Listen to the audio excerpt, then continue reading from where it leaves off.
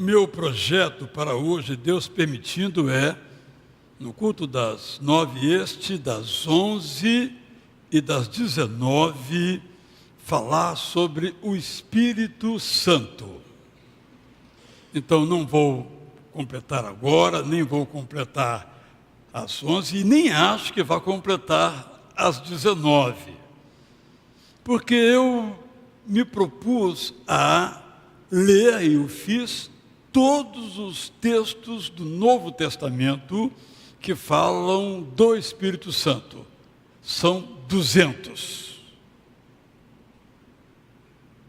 Se há, portanto, algum débito com o Espírito Santo, não é por parte do Novo Testamento. Nem foi o Antigo, porque aí seria muito mais longa a tarefa. Foi isso que eu fiz. Então, eu me propus a perguntar e a responder: o que é que o Novo Testamento nos diz sobre a pessoa do Espírito Santo? Não pense que nós seremos capazes de resolver o chamado mistério da Trindade. Como são 3 pessoas em uma e não formam uma perspectiva triteísta de 3 deuses, porque não são 3 deuses, digo que é um mistério. Hoje pela manhã, no Momentos com Cristo, em uma das orações, o pastor Alcenir falava sobre o mistério da graça de Deus. De fato, sermos abençoados sem que mereçamos é mistério. Por quê? Não sabemos. Como a música que entoamos, não é, Nélio? Não sei por que de Deus o amor a mim se revelou. Não sei, mas ainda bem que se revelou. Mas por que? Não sei.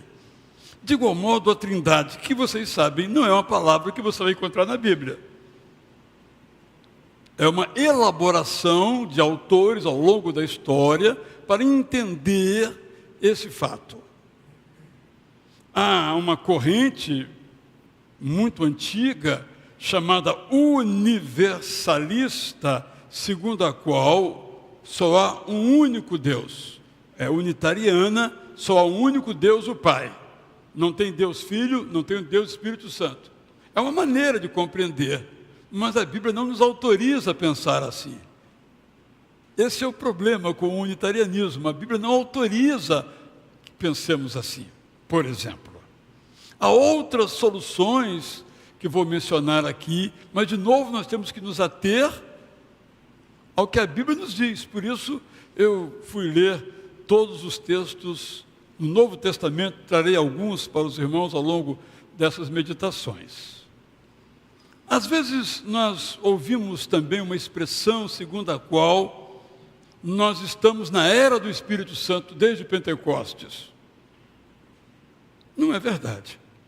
Nós estamos na era da Trindade. Em todas as eras, antes de Cristo vir e depois que ele veio, o Espírito Santo está em ação. E a partir do Pentecostes, Atos capítulo 2, a igreja age para proclamar a Jesus no poder do Espírito Santo, para que todos se acheguem ao Deus eterno. O que eu e você temos que pedir a Deus que nos ensine, que nos capacite para que entendamos um pouquinho do que é a Trindade, porque é uma doutrina muito valiosa e muito necessária. Eu vou ler então 3 textos, um pouquinho longo, outro menos, para que nós tenhamos uma visão geral do que é a doutrina da Trindade, conquanto, repito, não apareça a palavra Trindade em nenhum versículo da Bíblia. Eu começo lendo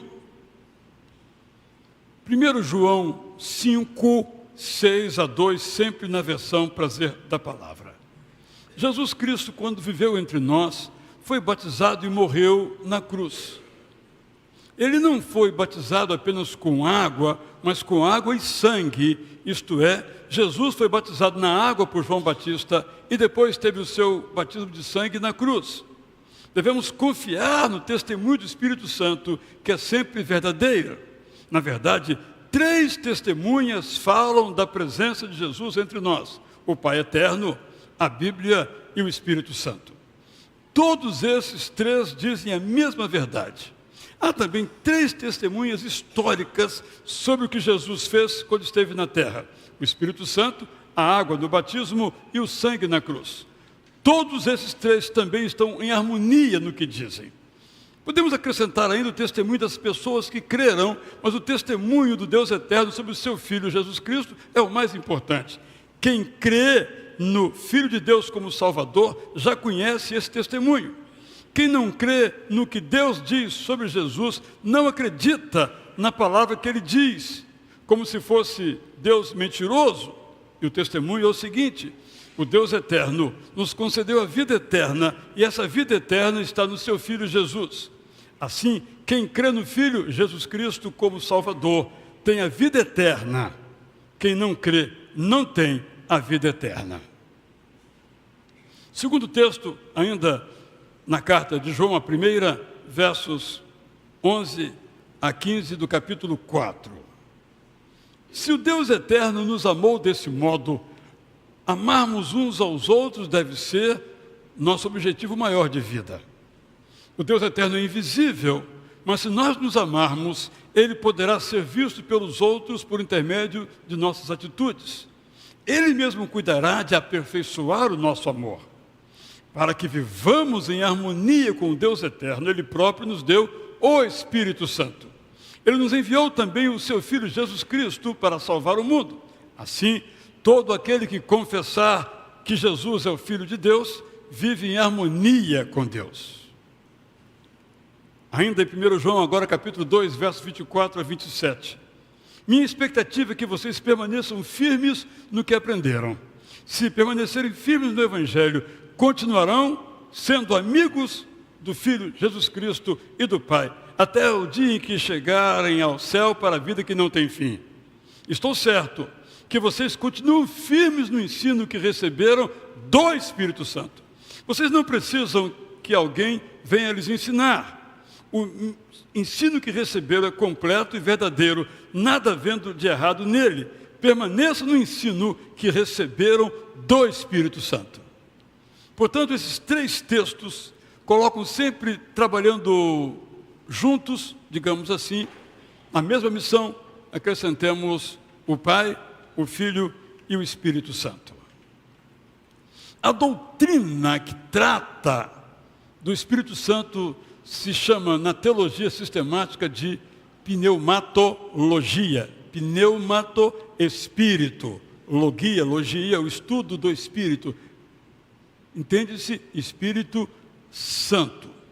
Temos uma dificuldadezinha, porque às vezes, nas traduções tradicionais, aparece Espírito em outro sentido, com grandes problemas, causando na crença de muitas pessoas.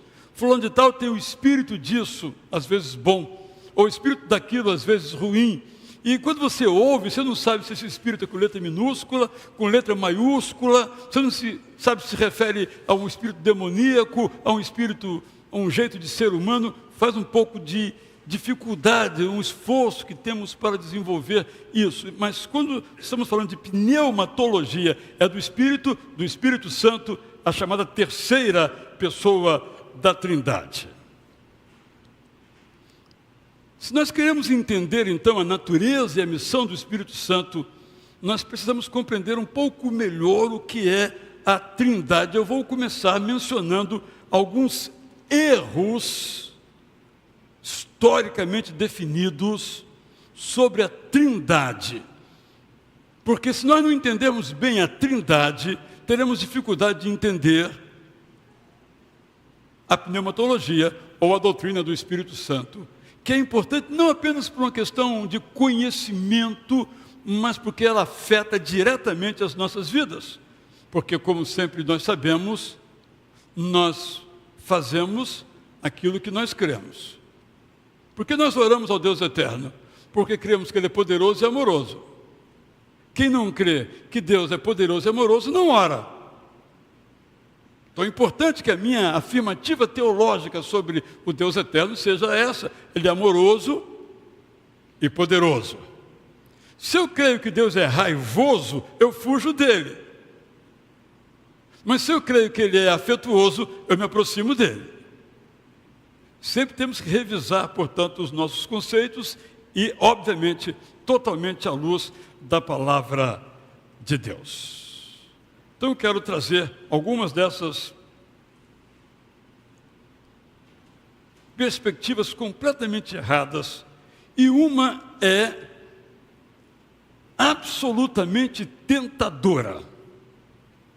Eu diria até que a maioria dos cristãos segue esta heresia. Eu espero que você não. O nome dela é modalismo, de modo, moda, aquilo que muda, digamos assim, não é? O modalismo é uma heresia, porque ela ensina que Deus é, sublinha essa palavra, sucessivamente Pai, Filho e Espírito Santo, ou seja, Ele, no Antigo Testamento é Pai, depois no Novo Testamento Ele é Filho, e depois, a partir do Pentecoste, Ele é Espírito Santo.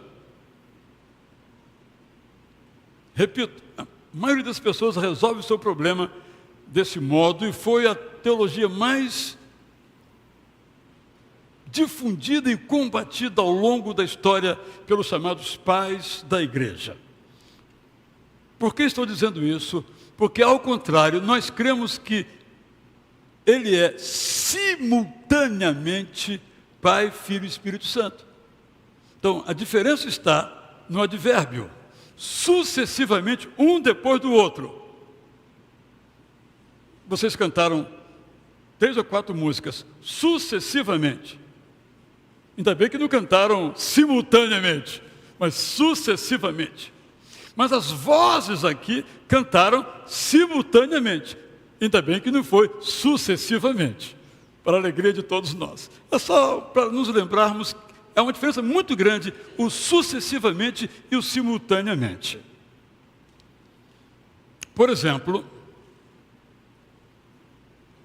nessa perspectiva, algumas pessoas têm naufragado, e há um grupo de pentecostais, por exemplo, que batizam apenas em nome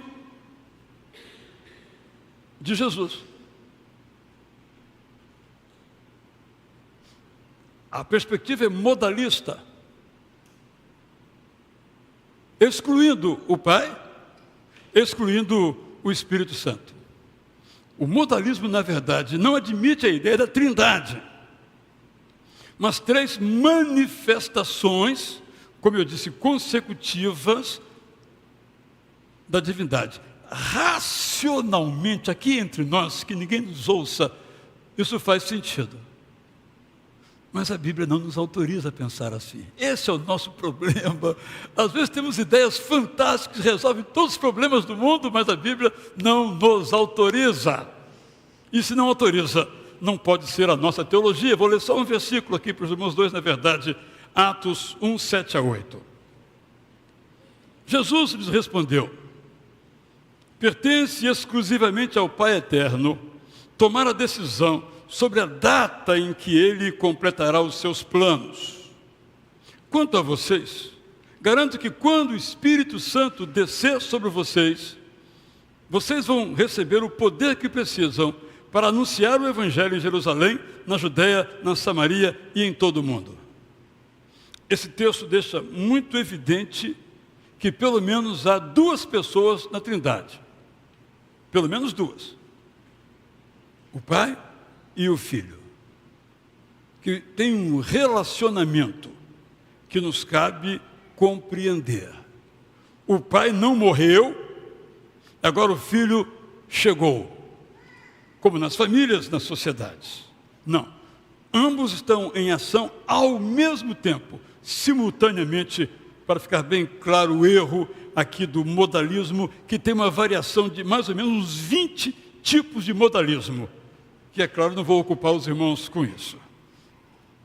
O segundo erro é o chamado arianismo, que ensina, por isso é uma heresia, que Jesus não era realmente divino, mas foi o ser mais perfeito criado por Deus. Jesus era plenamente humano, mas não era plenamente divino. O kardecismo adota esse princípio quando crê como sendo um homem muito iluminado, mas apenas um homem muito iluminado.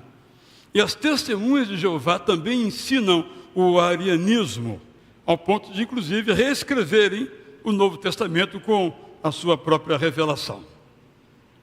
E para mim, um dos textos mais, já vou dizer bonitos, perfeitos, e cada um que eu leio eu digo a mesma coisa, né? Mas vamos lá. Um dos textos mais bonitos, no caso especificamente sobre a Trindade, é o de Colossenses 2, 8 a 15. De fato, uma sublimidade. Vou ler. Estejam atentos para não se deixarem convencer por aqueles que os desejam envolver e enganar com as suas ideias aparentemente corretas. Observem que esses pensamentos, embora adotados amplamente, vêm de uma sabedoria distante do que vocês aprenderam com Cristo.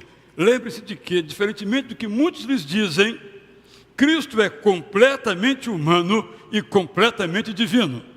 Faça uma pausa. Você pode dizer, eu não entendo isso. Sem problema de não entender isso. Mas está claramente afirmado na Bíblia. Então, não é da Bíblia o problema, é o nosso problema de não entender. Prosseguindo. O sentido da nossa vida vem de Cristo. É Ele que devemos seguir, embora muitos não o façam. Lembrem-se de que vocês tiveram seus pecados perdoados por Cristo, como demonstrado publicamente no batismo pelo qual passaram. Quando saíram das águas, vocês foram ressuscitados pelo poder do Pai Eterno, o mesmo poder que fez Jesus deixar o túmulo. Não fomos nós, foi Cristo que cancelou toda a dívida que tínhamos de pagar com esforços impossíveis de realizar.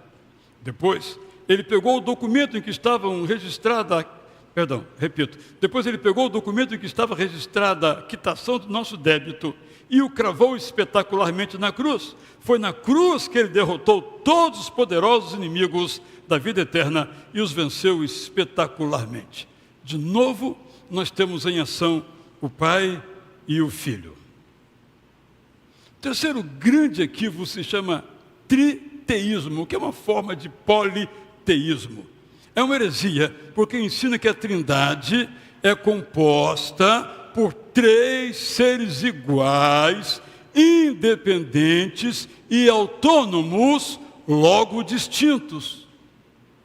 Olha como parece verdadeiro, mas é falso. Porque eles são iguais, isso é verdade, mas eles não são independentes, e muito menos autônomos, e nunca distintos.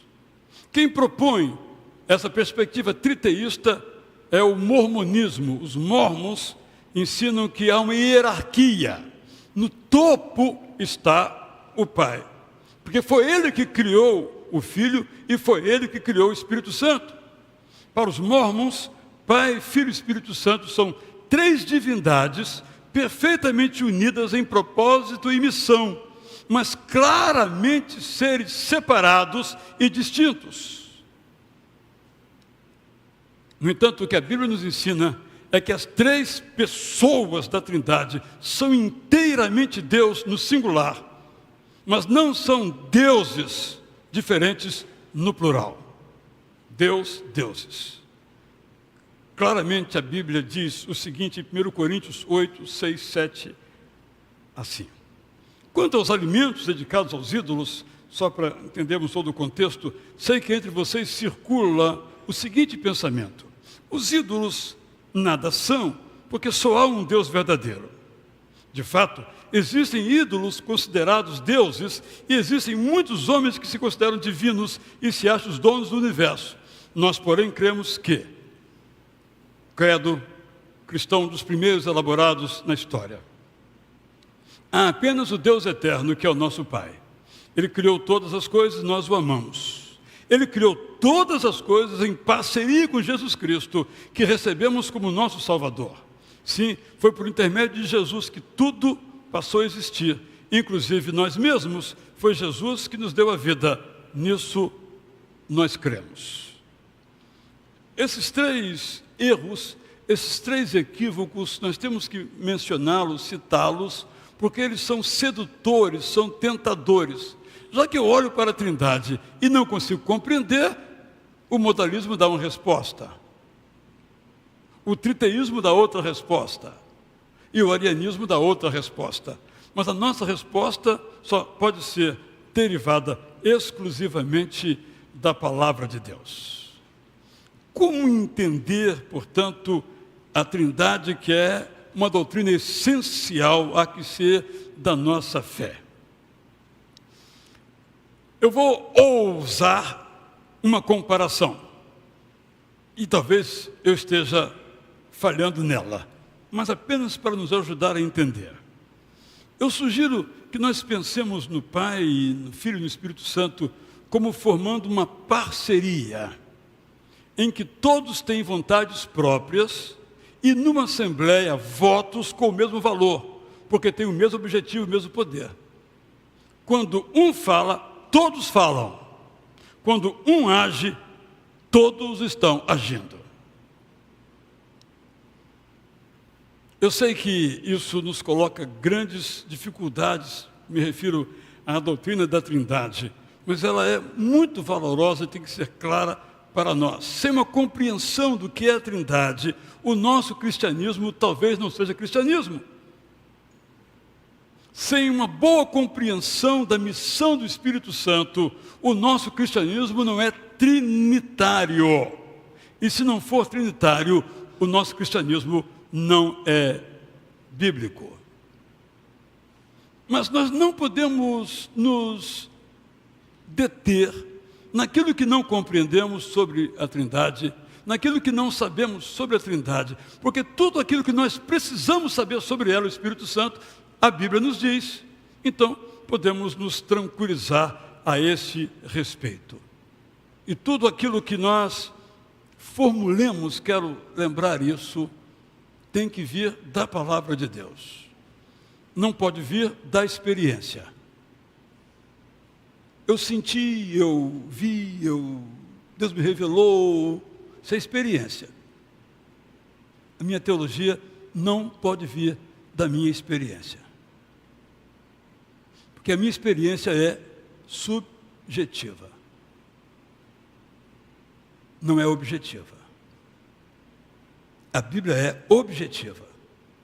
Eu abro, leio quantas vezes eu quiser. A minha experiência não. A minha experiência é uma hoje, é outra amanhã. O que eu senti não pode ser um fator determinante da minha teologia.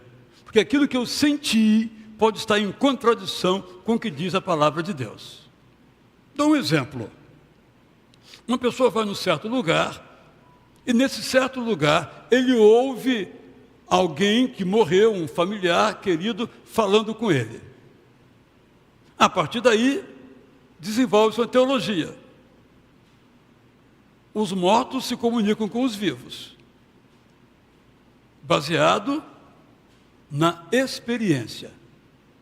Se foi real ou se não foi, foi uma experiência. No entanto, mesmo com essa experiência, quando nós vamos à Bíblia, o que nós aprendemos é que os mortos não se comunicam com os vivos.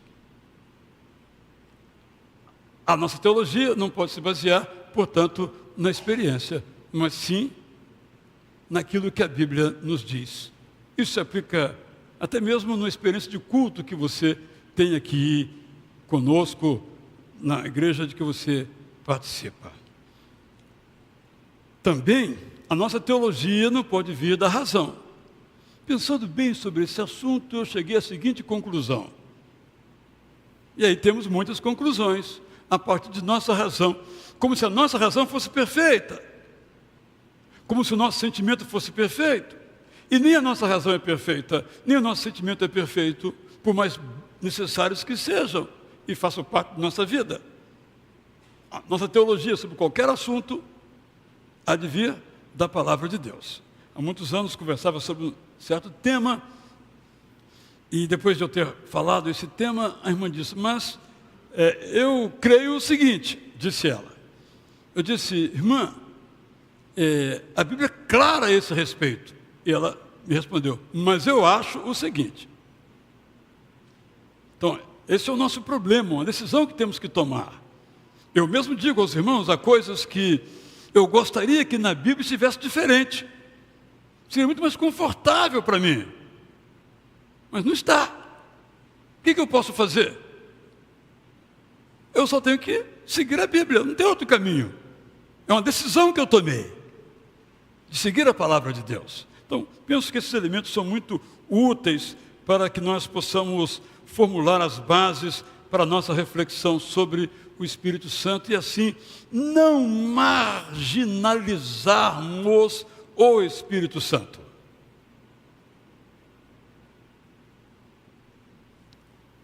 Terceira pessoa da Trindade. Primeiro o Pai. Segundo lugar, Jesus. Ou às vezes primeiro Jesus, depois o Pai. E em terceiro lugar, se tiver tempo na música, o coro vai cantar sobre o Espírito Santo. Mas primeiramente sobre o Pai e sobre Jesus. Até porque, Nélio, não tem música sobre o Espírito Santo. Muito pouca música sobre o Espírito Santo. Os regentes de coros penam muito, porque o Espírito Santo foi relegado a um terceiro lugar. A prática. E fazendo isso, estamos completamente errados. Porque tudo aquilo que nós afirmamos e cantamos sobre Jesus ou sobre o Pai é inspirado pelo Espírito Santo. Um autor chamado Packer tem uma imagem interessante. Ele diz que o Espírito Santo é como um holofote. Imagina você num grande templo que tenha holofotes. Ninguém olha para o holofote, mas olha para aquilo que ele ilumina. Então o Espírito Santo é o holofote, ele ilumina as nossas mentes para vermos Jesus. E vemos Jesus, mas não vemos o Espírito Santo. Nesse sentido que penso que a imagem do Packer é bastante rica. O Espírito Santo é a pessoa divina que trabalha dentro de nós, habita em nós e intercede em nossos corações. Contudo, o Espírito Santo não é o nosso espírito. A voz do Espírito Santo não pode ser confundida com a nossa voz. O Espírito Santo é uma pessoa divina dentro de nós, não uma parte divina de nós. De novo, muito sedutor pensar assim, e até algumas pessoas que dizem, já ouvi essa referência no caso de um cumprimento indiano, Namastê, que segundo alguns entendem, significa o Deus que está em mim, saúda o Deus que está em você. Sedutor, né? Mas a Bíblia não nos diz isso. Diz que o Espírito Santo habita em nós. Diz que o Espírito Santo tem uma vontade própria, que não pode ser confundida com a nossa vontade. Tem uma voz própria, que não é a nossa voz. Não se confunde, graças a Deus, com o que nós somos. Ele é diferente do que nós somos. Nós não somos divinos. Cada um de nós, diz o pensamento popular, tem uma centelha do divino. Não, nós somos imagem e semelhança de Deus. Nós aqui e Deus lá. Somos pessoas distintas, diferentes. Importante termos sempre isso em mente. Eu preciso caminhar aqui para o final, mas preciso dizer o seguinte, como está aí. O Espírito Santo não é propriedade de nenhuma agremiação religiosa, muito menos do pentecostalismo ou de qualquer outra coisa. Todos nós devemos adorar o Espírito Santo. Já mencionei aqui, há muitos anos saiu um livro muito interessante, já está esgotado, de Doug Bannister, dizendo no título, nem preciso ler o resto do livro, né, porque o título já disse tudo. A Igreja da Palavra e do Poder. Então, ele começa o livro assim. Nós, pentecostais, cremos no poder da oração. Ponto. Em seguida, nós, tradicionais, cremos no poder da Bíblia. Como se houvesse uma classificação em que os pentecostais apenas orassem e não estudassem a Bíblia. O que não é verdade. Como se nós, tradicionais batistas, apenas lêssemos a Bíblia e não orássemos. O que não é verdade.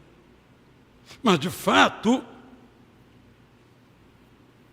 parece que o Espírito Santo se tornou propriedade de uma agremiação, seja Assembleia de Deus, Renovação Carismática ou alguma denominação pentecostal ou carismática. Vamos ler Atos 2, os primeiros versos. Atos 2, desde o versículo 1. Chegou o dia da festa de Pentecostes. Segundo o calendário judaico, a festa de Pentecostes, ou festa das semanas, ocorria 7 semanas depois da Páscoa. Nesse ano, o 33º da era cristã aconteceu no dia 24 de maio. Tibério era o imperador de Roma e Pôncio Pilatos era o governador da Judéia, região em que Jerusalém se encontrava. Era domingo e estavam todos reunidos numa casa. De repente, todos ouviram um som vindo do céu. Era como uma rajada de vento que corria pela casa inteira em que os seguidores de Jesus estavam sentados. Apareceram também chamas parecidas com línguas de fogo. Essa frase aqui, para redigi-la assim, eu demorei 1 mês para encontrar uma frase que desse conta do que aconteceu ali. Elas corriam pela casa e repousavam sobre cada um dos presentes. Todos ficaram cheios do Espírito Santo. Imediatamente começaram a falar em idiomas que não conheciam, segundo o dom que o Espírito Santo lhes concedia para falar. Como nesses dias era celebrada a Páscoa, milhares de judeus de fé sincera, vindos de todas as partes do mundo, estavam hospedados em Jerusalém.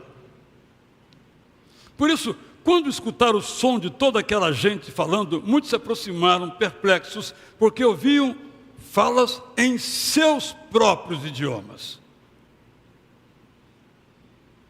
Eles não entendiam o que estava acontecendo.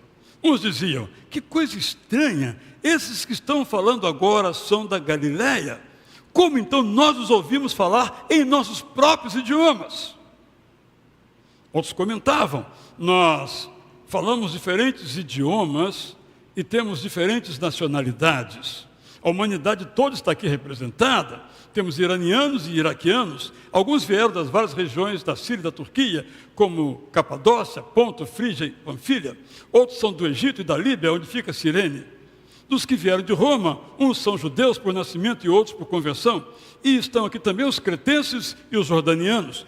Como então nós os ouvimos falar sobre as maravilhas de Deus em nossos próprios idiomas?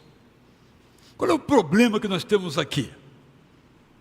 É que a palavra utilizada tanto para aquela língua que corria como língua de fogo, parecidas com língua de fogo, não eram línguas de fogo, pareciam línguas de fogo, o texto é claro a esse respeito,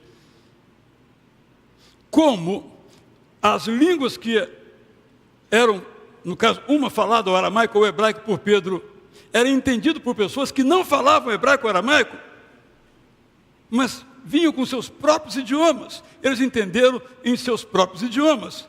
Isto é, na linguagem tecnológica hoje, uma tradução simultânea. Pedro falava, irmãos israelitas, vocês todos, e todos que eram de diferentes partes do mundo, entendiam como se fosse em latim, como se fosse em grego, como se fosse em árabe.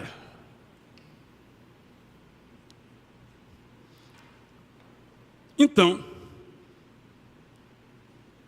uns grupos de racionalistas ou tradicionalistas entendem que a palavra, no caso, glossolaleo, o verbo, glossolalia, é sempre um idioma natural, que não existe outra manifestação de língua, exceto o idioma natural. É um grande problema isso. Ontem mesmo li um debate longuíssimo de 2 teólogos sobre essas palavras. Existe uma outra palavra para língua estranha, xenolalia, mas o Novo Testamento não usa. No entanto, quando seguimos no mesmo livro de Atos, capítulo 10, chegamos à carta de Paulo aos Coríntios, a primeira, fica claro, lendo o texto, que não é um idioma. Tanto não é um idioma que tinha que ter intérprete quando alguém falava. Ao longo, portanto, de um período, aquela glossolalia, que significava idioma, foi também experimentado na vida dos primeiros cristãos como sendo uma língua espiritual, angelical, vírgula, estranha. Fecha, o parênteses fecha aí. Para nós batistas isso é muito difícil.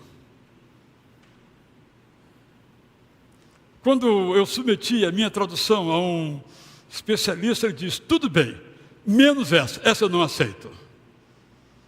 Eu também gostaria de não aceitar, mas eu não posso.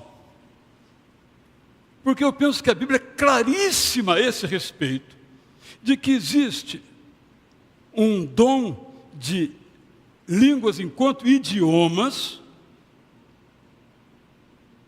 que permitiu a Pedro falar em aramaico ou hebraico e todo mundo entender, bem como existe a experiência de línguas espirituais. Qual é o problema? Primeiro, os pentecostais, ao meu ver, totalmente equivocadamente, veem em Atos capítulo 2 uma língua espiritual. E não há nenhuma possibilidade, lendo o texto, de ser assim. Essa língua aqui é o idioma. O texto é absolutamente claro. E a partir daí, então, passaram a exigir, colocando os termos bem claros, que toda aquela pessoa que crê em Jesus, em algum momento tem que falar línguas. Quais? A de Atos 2 ou as demais, como em Corinto. Um grande equívoco, um tremendo equívoco. De outro lado, nós tradicionais, batistas, batistões, em função dos exageros, dos equívocos, recusamos totalmente essa possibilidade. Mas, de novo, nós temos que ficar com o ensino da Bíblia. Paulo escreveu vários versículos sobre esse assunto, no qual é plenamente claro. Mas o mais importante, meus irmãos e minhas irmãs, é que essas discussões teológicas, que são boas, são apaixonantes, há milhares de livros sobre esse assunto, é que essas discussões não nos afastem do Espírito Santo. Se um compreende de um modo, o outro compreende de outro modo, são apenas compreensões, mas a missão, a atuação do Espírito Santo é inquestionável, inegável, e nós temos que abrir os nossos corações, porque o Espírito Santo é uma realidade. Como eu disse, é Ele quem nos conduz. Se eu digo, louvado seja o nome de Deus, é porque o Espírito Santo me leva a fazer isso. E se eu digo, eu me arrependo dos meus pecados, creio em Jesus como meu Senhor, como meu Salvador, é o Espírito Santo que me convence. Nós não seríamos cristãos sem o Espírito Santo. E é claro também, sem o Pai e sem o Filho. Não podemos colocá-lo como uma pessoa de terceira categoria. Então, eu e você somos chamados a permitir. Então, preciso realmente terminar. É que permitir que o Espírito Santo, de fato, nos guie. Eu dei a essa mensagem exatamente esse título: Guiados pelo Espírito Santo.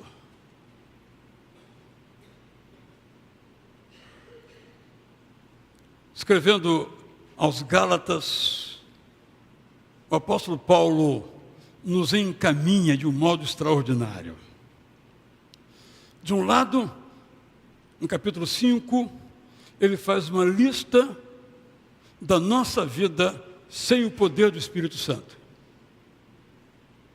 É a inveja, a briga, a discórdia, a glutonaria, a orgia, o vício, o alcoolismo. E em seguida, ele enumera o que acontece conosco quando nós somos guiados pelo Espírito Santo. É alegria, é bondade, é paz, é amor, e todas aquelas outras coisas que nós sabemos de cor. A minha oração, digo aos irmãos, diária: ó Espírito Santo, conduza, nos termos que cantamos agora, molda a minha vida. Porque eu posso viver por mim mesmo, o que eu acho certo, o que eu acho bom, mas eu sou chamado a fazer aquilo que o Espírito Santo me diz que é o certo. Eu sei, a pessoa do Espírito Santo é um pouco misteriosa demais para nós racionais, né? Enigmática de nós, todos nós que somos teólogos. Mas continuemos pesquisando, estudando o assunto. Mas não impeçamos que o Espírito Santo atue. O apóstolo Paulo, escrevendo aos Tessalonicenses, diz: olha, não apaguem o Espírito Santo. O que ele está dizendo é que o Espírito Santo, que não é a gente, habita na gente. E eu posso fazer com que, e ele me respeita, que ele não domine toda a sala da minha vida. Eu posso manter os meus segredos e não deixar que ele chegue lá e acabe com as mentiras. Eu posso ser uma pessoa como Isaías, que habita num povo de lábios impuros e ter os meus lábios também impuros. Ou eu posso dizer: ó Espírito Santo, purifica os meus lábios, purifica o meu coração. Essa é a nossa oração. Oramos ao Pai, em nome de Jesus, contando com a unção, com o poder do Espírito Santo. Ele não é propriedade de nenhuma denominação. Ele que possui todas elas, se elas são fiéis à palavra de Deus. Eu não sou dono do Espírito Santo, ele que é meu dono. Eu não o rejo, é ele quem me rege. Eu não o conduzo, é ele que me conduz. Meu convite a você é, primeiro, estude mais sobre a doutrina do Espírito Santo. Fique tranquilo, que o Espírito Santo não é pentecostal. Pode ficar tranquilo. E nem é tradicional. O Espírito Santo é o Espírito Santo. Nós é que inventamos essas coisas. Pode estudar. Muitos anos eu propus numa certa igreja em que eu era membro, estudar a Bíblia. Os jovens nos reuníamos para estudar a Bíblia. Aí o pastor disse: não, é muito perigoso isso. Então fique tranquilo que não é perigoso estudar a doutrina do Espírito Santo. Pode estudar tranquilo. Mas, em segundo lugar, ao acordar, o Espírito Santo me conduza. Porque, meu irmão, minha irmã Israel, se o Espírito Santo nos conduzir, nós não vamos errar. Não vamos tratar ninguém mal. Não vamos ter preconceito. Porque vai estar em nós o fruto do Espírito Santo. Eu poderia muito mais dizer aqui, mas vamos cantar agora então este hino, em que o autor faz uma melodia aqui de parte do Salmo 139, que conhecemos também. Eu lhe convido a se colocar em pé e vamos então cantar como nossa penúltima oração, porque depois teremos ainda um pós-lúdio cantado. Enquanto os irmãos se preparam, quero lembrar que domingo que vem nós teremos um culto, começando às 6:30 da manhã, um culto de oração, e às 7 horas, propriamente, o culto da ressurreição. 7 às 8. Às 8 teremos um café. Você precisa se inscrever, vou mandar essa semana para quem está na comunidade da Bíblia. É gratuito, mas demanda inscrição. E depois os demais cultos e escola bíblica. Vamos celebrar a ressurreição de Jesus, porque isso é que torna possível as nossas vidas. E também ela aconteceu pelo poder do Espírito Santo. Que quando o Pai age, o Espírito age, Jesus age. E quando Jesus age, o Pai age, o Espírito Santo age. Simultaneamente. Seja assim também na minha vida, na sua vida. Nós não podemos fugir do Espírito de Deus.